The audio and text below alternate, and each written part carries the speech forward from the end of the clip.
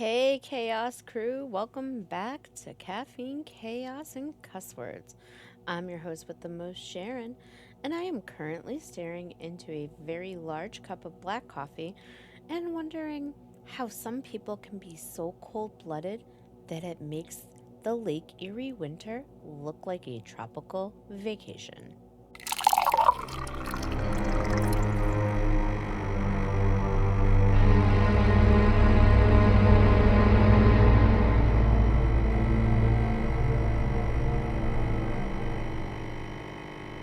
You're listening to episode 13, and today we're talking about a case that happened right in my own backyard, Strongsville, Ohio. It's a story about a toxic relationship that turned into a literal murder weapon. On July 31st, 2022, a 17-year-old girl named Mackenzie Shirilla decided that if she couldn't have her way, nobody was getting out alive. To fully understand the tragedy of July 31st, you have to look at the cracks that were forming long before Mackenzie ever got behind the wheel. Mackenzie and Dominic Russo met while they were students at Strongsville High School.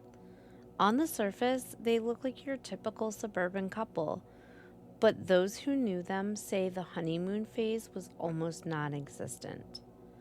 Friends describe them as inseparable, but in that suffocating way where your life becomes a reaction to the other person's mood. It wasn't love, it was an anchor. I have to ask, high school sweethearts or a high school nightmare? The evidence in State versus Shirilla painted a combat zone. Dominic's phone was a gold mine for the prosecution. They found video where you can literally hear Mackenzie screaming at Dominic, threatening to key his car, and most eerily, threatening to crash the car while they were both inside of it. But here is the most exhausting part: the breakups. This wasn't just one split, it was dozens. They were caught in this vicious all or nothing loop. Every time Dominic tried to walk away, Mackenzie would pull him back in with a mixture of desperate apologies, explosive drama, or threats of self-harm. They would get back together because the chaos felt like passion, and the makeup was as intense as the breakup. But by July, the cycle had reached a fever pitch. The prosecution argued that Mackenzie realized the getting back together part was getting harder to maintain. She didn't want to just break up again. She wanted to ensure that he could never leave her again. She traded the loop for a dead end. Let's look at the scene details from the court records because they are haunting. It's 5:30 a.m. Mackenzie is behind the wheel of her Toyota Camry. She pulls into the Progressive Business Park, a place she knew well, a place with a massive brick building at the end of a straightaway. The court records describe the security footage as chilling. You can see the car driving normally at first. Then suddenly, the front of the car dips. That's the weight shifting as she floors the accelerator. She didn't just speed, she launched. The Camry reached 100 miles per hour in seconds. The telematics from the car show the throttle was at 100% open. There were no skid marks, no oh shit swerve, just a straight line into a brick wall. When the car hit, the engine was pushed back into the cabin. Don't forget to check out our social media pages. I do have some photos from the crash site, so make sure to stop by if you want to see how bad the wreckage was. I will be posting those shortly after the release of this episode. Dominic and Davion, which is a friend of the couple who was also hanging out with them that very night, were killed instantly. Mackenzie was found with her foot still wedged near the accelerator. The court noted that she didn't just crash, she executed a mission. And Davion Flanagan, he was just their friend. The judge noted he was treated like backseat cargo, collateral damage, in a lethal act of control. The trial was a circus.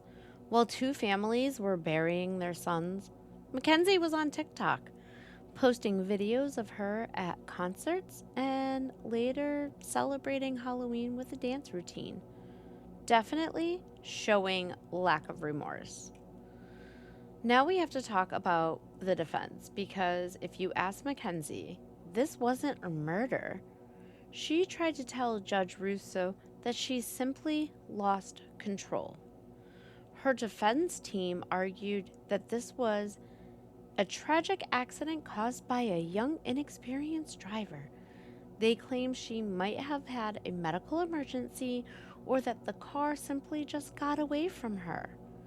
Mackenzie even gave a statement where she cried and said she didn't remember what happened, but that she loved Dominic and would never hurt him. But here's where Judge Russo earned her no-nonsense reputation. She didn't just look at Mackenzie's tears.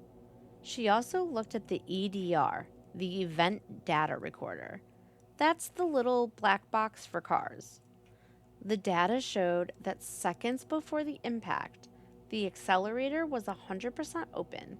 That means her foot was floored to the deck. And the steering wheel, it wasn't jerking around like someone trying to regain control. It was steady. She was aimed. Judge Russo looked Mackenzie dead in the eyes and basically said, "You don't accidentally go 100 miles per hour on a dead-end street without ever hitting the brakes." The judge pointed out that the security footage showed a clear transition from driving to mission. Mackenzie didn't lose control of the car. She exerted total control over it to ensure it became a coffin for everyone inside. Judge Russo found her guilty on 12 felony counts, including 4 counts of murder, calling her hell on wheels. In early 2026, Mackenzie's legal team tried to appeal for a new trial. They missed the filing deadline by 1 day. Their excuse? They argued the court should have given them an extra day because 2024 was a leap year. The appeals court basically told them to sit down. Mackenzie is currently sitting in the Ohio Reformatory for Women, eligible for parole in 2038. This case is heavy, but there is a massive difference between a messy life and a dangerous one. If you're listening and the person you're with makes you feel like you're trapped in a car with no brakes, if you're walking on eggshells or literally looking for an exit, hey, I've been there. Please listen to me. You do not have to wait for the crash. There are people whose entire job is to help you get out safely. If you're in the U.S., there are resources available right now, 24/7, that are confidential and free. The National Domestic Violence Hotline, you can call 1-800-799-SAFE. That's 1-800-799-7233. If you can't call because you can't speak safely, text the word START, START, to 88788. You can go online to an online chat, thehotline.org. They even have a quick exit button on the site, so if you need to hide your screen fast. If you are planning to leave, remember to try and use a safe phone, maybe a friend's phone or a library computer. because a digital track can be dangerous. Stay caffeinated, stay chaotic, and please stay safe. And if a relationship feels like a collision course, leave. If you've enjoyed this episode, follow the show and leave a review so more Chaos Gremlins can find us. Visit Linktree/Chaos Crew Pod. That's linktr.ee/Chaos Crew Pod to find all of our places you waste time instead of doing your laundry. Don't forget to stop by and visit us on Facebook, Twitter, and Instagram for extras like photos or documents of the stories that we share. And of course, a big shout out to our sponsor, W Energy. Grab your W at w.gg and use promo code CaffeineCrew for 10% off. I brought some into the Amazon warehouse once, turned us into a pack of feral, hyperproductive raccoons. We were unstoppable. This episode was written, narrated, and produced by yours truly, and this has been a Busy House production.